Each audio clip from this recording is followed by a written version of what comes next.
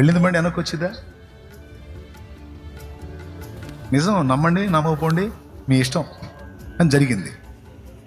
మోకరించి ప్రార్థన చేసి ఇంకేముంది బండి పోయింది కదా అని వెళ్ళాలా, అక్కడే కూర్చున్నాడు. ఆశ్చర్యం ఏంటంటే మళ్ళీ అనౌన్స్ వచ్చింది, ఫలానా ఫ్లైట్ వెళ్ళింది కదా, కొన్ని కారణాలను బట్టి అది మళ్ళీ రిటర్న్ అయింది, మళ్ళీ కొంత సమయంలో బయలుదేరిద్దని. విమానం అండి, అందరు సౌండ్లు, అంతంత మాత్రం వాడు ఎక్కుతాడు ఆ విమానం. అది కూడా వేరే దేశం వెళ్ళాలంటే చాలా ఖరీదు. మరి పోయిన బండి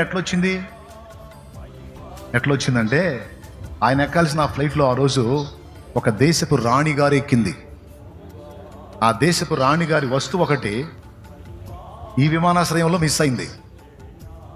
అర్థమైందా? అప్పుడు ఆమె ఏం చెప్పిందంటే, నాకు వస్తువు ఒకటి మిస్ అయింది, ఫలానా దగ్గర